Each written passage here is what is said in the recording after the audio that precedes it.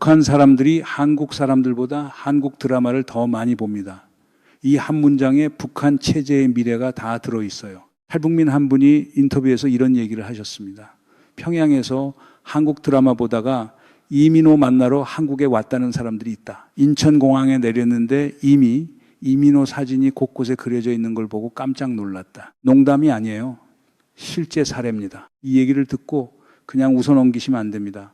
왜냐하면 김정은 이 핵미사일보다 더 무섭게 막으려고 하는 게 정확히 이거거든요. 한국 드라마 한 편이 평양 한복판으로 흘러들어가는 것, 처형까지 동원해서 막으려 하는 이유, 거기에 북한 4대 세습의 운명이 걸려 있어요. 오늘은 그 얘기를 해보겠습니다. 한국 드라마가 어떻게 김정은의 가장 큰 약점이 되었는가. 그리고 한 가지 더, 일본이 정확히 같은 일을 30년 동안 정부 예산으로 시도했어요. 그 결과가 어떻게 됐는지 두 나라를 나란히 놓고 보면은 한국 소프트파워의 정체가 보입니다. 이 얘기를 시작하기 전에 한번 짚고 갈게요. 겉으로 보면 오늘 영상은 한국 드라마, 한국 음악 잘 됐다는 자랑 얘기 같지만 안을 들여다보면 이건 완전히 다른 얘기입니다. 안보 얘기예요. 정권의 정통성에 관한 얘기, 정보 통제 시스템의 균열에 관한 얘기. 그래서 단순히 한국 콘텐츠 산업이 성공했다, 잘했다 이런 식으로 마무리될 수 있는 얘기가 아니에요. 탈북민 한 분이 이런 표현을 쓰셨습니다. 북한의 비대칭 전력은 핵과 미사일이지만 한국의 비대칭 전력은 한국 드라마, 한류라고요. 이 표현을 한국 정부 관계자가 한 게 아니라 북한에서 살다 온 사람이 한 겁니다. 그분이 직접 평양에서 그리고 해외 식당 생활에서 보고 느낀 걸 한 줄로 압축한 표현이에요. 오늘 영상에서 두 가지 줄기를 따라가겠습니다. 첫 번째, 한류가 어떻게 북한 4대 세습의 가장 큰 구조적 약점이 되었는가. 김주의 얘기, 군부장악 얘기는 사실 부차적이에요. 진짜 변수는 따로 있습니다. 두 번째, 그러면 왜 일본은 똑같은 일을 못했는가? 일본 정부가 한국 한류를 보고 만든 정책이 있어요. 쿨재팬이라고 들어보셨죠? 정확히 한류를 모델 삼아 출발한 정부 주도 문화 수출 전략입니다. 그 결과가 어떻게 됐는지 그 비교가 이 11세기 소프트 파워의 본질을 보여줘요. 말이 좀 길었습니다. 바로 본론으로 들어가겠습니다. 먼저 북한 안에서 무슨 일이 벌어지고 있는지 보겠습니다. 탈북민 인터뷰에서 가장 충격적인 한 줄 다시 짚을게요. 북한 사람들이 한국 사람들보다 한국 드라마를 더 많이 봅니다. 이게 과장된 표현이 아니에요. 그분 표현 그대로 북한에서는 한국 드라마 시청이 유일한 낙입니다. 우리한테는 드라마가 그냥 즐길 거리 중 하나잖아요. 그런데 거기서는 그게 다른 세상을 엿보는 거의 유일한 창문이에요. 이게 일반 주민 얘기만 하는 게 아닙니다. 평양 핵심층 안에서도 들어가요. 김일성 종합대학, 김책공업 종합대학, 북한에서 차세대 통치 엘리트를 기르는 두 대학입니다. 그 학생들이 한국 드라마를 본다는 거예요. 이게 우연이 아니라 어떻게 보면 김정은이 가장 두려워하는 지점이에요. 지방 사람이 드라마 보는 건 어쩌면 봐줄 수 있어요. 그런데 차세대 권력층 자녀들이 한국 드라마를 통해서 의식이 바뀌기 시작하면 이건 정권 자체의 미래가 흔들리는 문제거든요. 여기서 그분의 본인 얘기를 잠깐 짚고 가겠습니다. 사실 그분은 한류 때문에 탈북한 분이 아니에요. 본인이 한국에 오기로 마음먹은 동기는 두 가지였다고 합니다. 사랑과 자유. 한국이 잘 산다는 건 그냥 막연하게만 알고 있었대요. 한국 사람들이 집도 있고 차도 있다는 정도. 그분이 진짜 원했던 건 자유로운 환경에서 공부하는 것, 그리고 사랑하는 사람과 평범하게 사는 것이었습니다. 근데 한 가지 결정적인 일화가 있어요. 2018년에 평양에 휴가를 갔다고 합니다. 그때 $10,000를 들고 가셨어요. 북한에서만 달러면 정말 큰 돈이에요. 그런데 평양에 도착하자마자 깨달은 게 이 돈을 가지고도 미래가 안 보이는 거예요. 대학을 가려면 뇌물을 써야 하고, 노동당에 가입하려면 또 뇌물을 써야 하고, $10,000는 그렇게 하루아침에 다 사라질 돈인 거예요. 김정은 정권 들어와서 통제가 더 심해지면서 돈으로 뚫을 수 있는 틈마저 좁아진 거죠. 이게 무슨 얘기냐면 북한 주민들이 한국 드라마를 보는 이유가 단순히 재미있어서가 아니라는 거예요. 다른 세상이 있다는 걸, 다른 삶이 가능하다는 걸 확인할 수 있는 거의 유일한 통로이기 때문이에요. 미래가 안 보이는 그 답답한 구조 안에서 드라마 한 편이 외부 세계로 통하는 작은 창문 역할을 하는 겁니다. 탈북민 분들 중에 실제로 드라마 보다가 한국에 오신 분들이 적지 않다고 해요. 이민호 오빠 보러 왔다는 분들, 농담처럼 들리지만 그분 말로는 정말 그런 사람들이 있고 특히 젊은 세대일수록 많다는 겁니다. 인천공항에 내렸는데 이미 이민호 사진이 곳곳에 보이는 걸 보고 놀라셨다는 분도 있고요. 여기까지가 표면에서 보이는 얘기예요. 한국 드라마가 북한 안으로 흘러들어가서 의식을 바꾸고 있다. 그 범위가 점점 평양 핵심층 자녀들에게까지 미치고 있다. 김정은 정권은 처형까지 동원해서 막으려 하지만 시청 욕구는 더 강해지고 있다. 이게 지금 진행 중인 현실이에요. 근데 이걸 표면적으로만 보면 어디까지나 문화 현상에 그칠 수도 있잖아요. 그래서 다음으로 메커니즘 안으로 들어가 보겠습니다. 왜 이 드라마라는 게 그 정도로 강력한 무기가 되는가? 왜 드라마가 그 정도로 위력을 가지는가?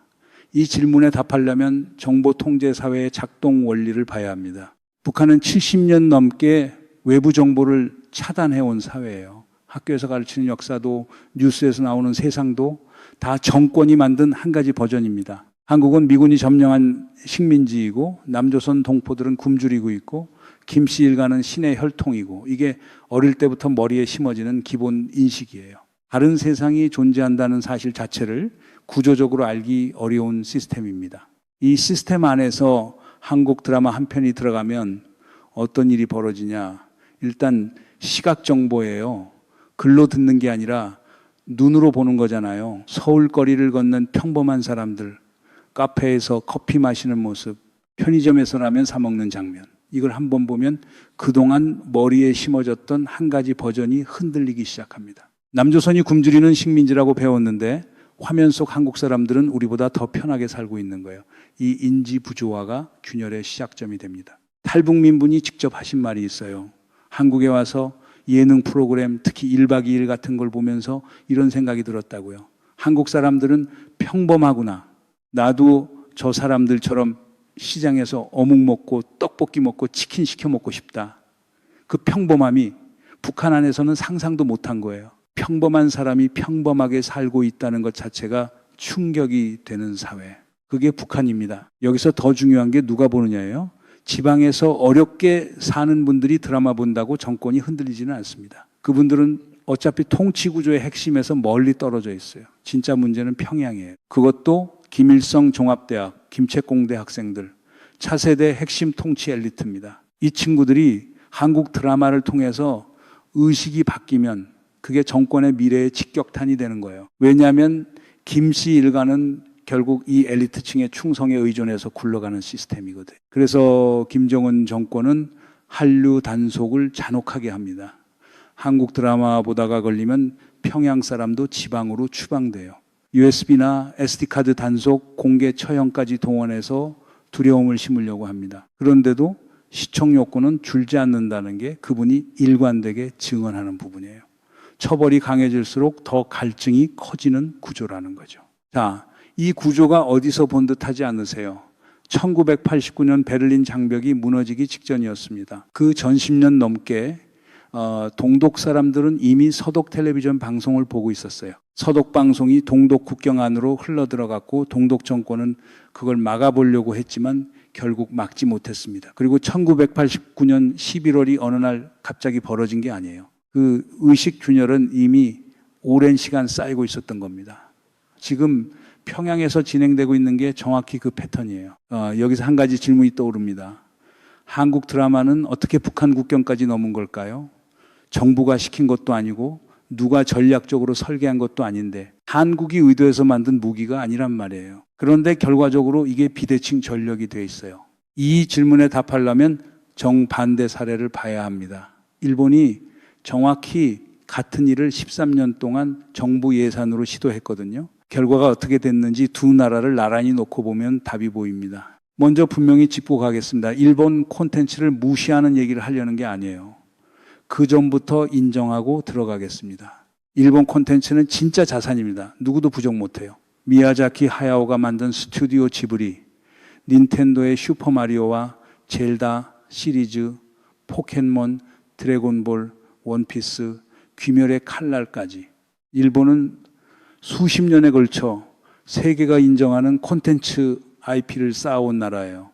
만화와 애니메이션의 작화 수준, 게임 기획력, 캐릭터 디자인의 정밀함. 이건 단기간에 누가 따라잡을 수 있는 게 아닙니다. 오늘 우리가 보려는 건 다른 차원이에요. 그 자산을 가지고도 일본이 왜 한 가지를 못했는가. 그게 무슨 얘기인지 데이터부터 보겠습니다.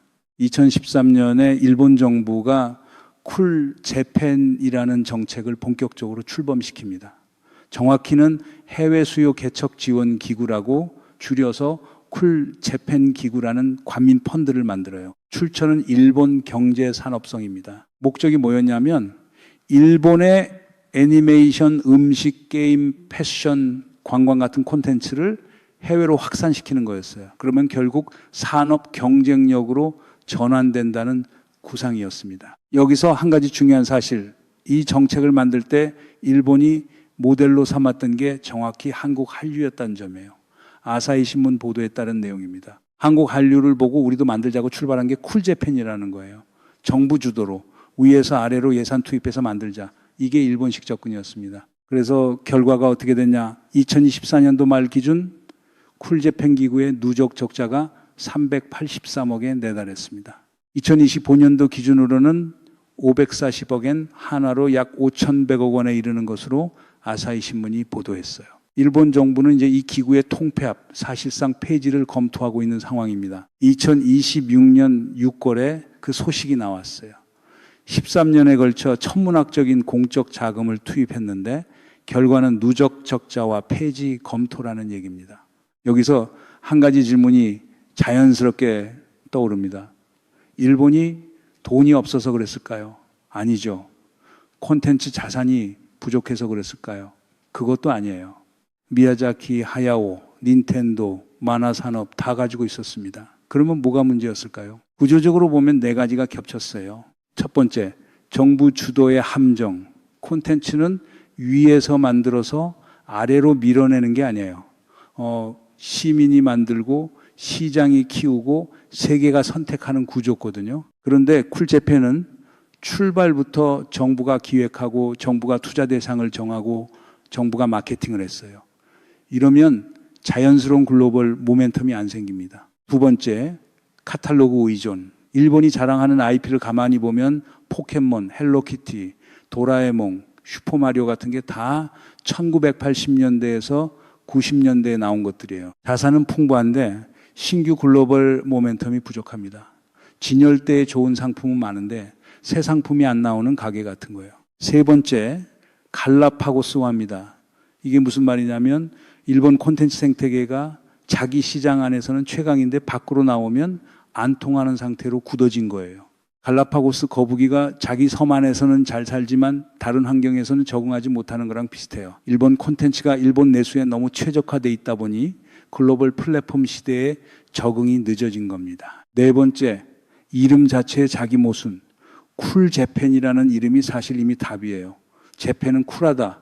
이걸 정부가 광고하는 순간 그건 더 이상 쿨하지 않아진다는 거. 마케팅의 기본이거든. 진짜 쿨한 건 광고하지 않아도 사람들이 알아서 찾아오는 거잖아요. 그러면 한국은 어떻게 다른 길을 갔는가 보겠습니다. 한국 콘텐츠 수출액 2013년 기준으로 약 133억 달러입니다. 출처는 문화체육관광부와 한국콘텐츠진흥원의 2023년 콘텐츠 산업조사예요. 사상 최대치였습니다. 같은 해 한국의 2차 전지 수출이 99억 9천만 달러, 가전이 80억 6천만 달러였어요. 콘텐츠가 이 둘을 다 넘어선 거예요. 콘텐츠가 이제 한국에서는 제조업 주력 품목들과 어깨를 나란히 하는 수출 산업이 됐다는 얘기입니다. 그리고 한 가지 결정적인 차이, 한국 한류는 정부가 만든 게 아닙니다. 봉준호, 황동혁, 방시혁, BTS, 블랙핑크, 뉴진스, 오징어 게임, 기생충, 이 이름들은 다 민간 창작자들이 만든 결과예요. 정부가 한 일은 막지 않은 것, 그리고 가끔 지원한 것 정도입니다. 위에서 누가 시켜서 만든 게 아니라 시장과 창작자가 만들어낸 자생적 생태계가 결과적으로 글로벌 모멘텀을 만들어낸 거예요. 이 차이가 가장 결정적으로 드러나는 지점이 어디냐? 침투력입니다. 일본 쿨재팬이 13년에 걸쳐 수천억 원을 들이고도 닿지 못한 곳이 어딘지 아시나요? 북한 평양 핵심층 자녀의 의식이에요. 한국 드라마가 닿은 곳은 어디냐? 김일성 종합대학 김책공대 학생들의 노트북 아닙니다. 닌텐도 스위치는 평양 어디에도 없어요. 그런데 한국 드라마 USB는 있습니다. 한 줄로 정리하면 이렇게 됩니다. 카탈로그는 진열대에 놓이지만 모멘텀은 국경을 넘습니다. 일본의 소프트 파워는 박물관에 있고 한국의 소프트 파워는 평양 핵심층 자녀의 책상 위에 있어요. 같은 콘텐츠 산업이라는 단어를 쓰지만 작동 방식이 완전히 다른 겁니다. 여기서 한 가지 깨달음이 떠오릅니다. 한국 한류가 21세기 가장 효과적인 비대칭 전력이 됐다는 것. 이건 누가 의도해서 만든 게 아니에요. 한국 정부가 전략적으로 설계한 무기도 아니고 한국 콘텐츠 업계가 북한을 겨냥해서 만든 작품도 아닙니다. 그런데 결과적으로 일본이 13년 동안 정부 예산을 부어 만들려고 했던 그 효과를 한국은 의도하지 않고 만들어냈어요. 이게 21세기 소프트 파워의 본질입니다. GDP 순위에서 일본이 한국보다 위입니다. 이건 인정해야 해요. 일본의 명목 GDP가 한국보다 큽니다. 일본의 정부 예산 규모도 더 큽니다. 일본의 콘텐츠 자산도 일본이 한국보다 많은 분야가 있어요. 미야자키, 하야오와 닌텐도는 진짜 자산이고 누구도 그걸 무시하면 안 됩니다. 그런데 하나만 물어볼게요. 어느 나라 콘텐츠가 지금 이 순간 평양 안에서 의식을 바꾸고 있습니까? 어느 나라 드라마가 김일성 종합대학 학생들의 머릿속에 다른 세상의 그림을 심어주고 있습니까? 어느 나라 노래가 김정은, 이처영까지 동원해서 막아야 할 만큼 위험한 존재가 되었습니까? 이 질문 하나에 이 11세기 소프트파워의 정체가 다 들어있어요. 진짜 소프트파워는 GDP 순위표에 나오는 게 아니거든요. 박물관 카탈로그에 나오는 것도 아니에요. 진짜 소프트파워는 국경을 넘는 침투력입니다. 통제사회의 정보 차단막을 뚫고 들어가서 그 안에 있는 사람의 의식을 흔드는 힘이에요. 일본은 자산을 가지고 있고 한국은 무기를 가지고 있습니다. 같은 콘텐츠 산업이라는 이름이지만 작동 방식이 완전히 다른 거예요. 일본 콘텐츠는 박물관에 있어요. 정말 좋은 박물관입니다. 사람들이 와서 관람합니다. 그런데 한국 콘텐츠는 박물관에 있는 게 아니에요. 거리에 있고 국경을 넘고 지금 이 순간 평양 핵심층 자녀의 노트북 안에 있어요. 이걸 알고 나서 김주의 얘기를 다시 보면 그림이 완전히 달라집니다. 김주의 얘기로 잠깐 들어가 볼게요. 2022년 11월에 김주혜가 처음 공개 등장합니다. 화성 17 대륙간 탄도미사일 발사 현장에 김정은과 함께 나타났어요. 그 이후로 공개 행보가 계속됩니다. 한국통일부가 분석한 자료에 따르면 김주혜가 공개 활동한 19차례 중에 16차례가 군사 관련 행보였어요. 비율로 따지면 약 84%입니다. 2025년 11월에는 공군 창설 80주년 행사에서 김정은 없이 단독으로 군 고위 간부들의 경례를 받는 장면이 공개됐어요.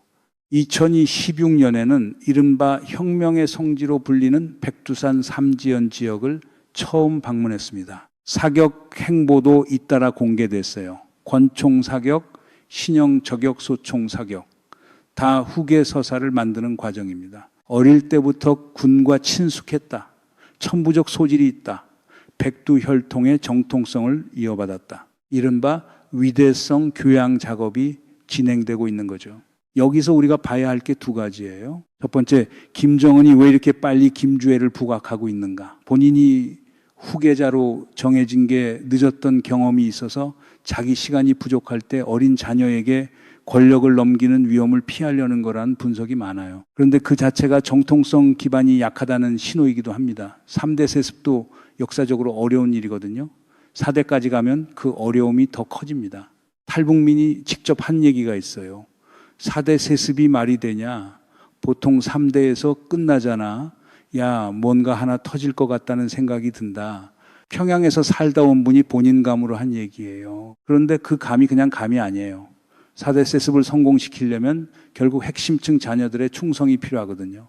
군부 장악도 결국 핵심층 동의가 있어야 가능합니다. 두 번째 포인트가 그래서 결정적이에요.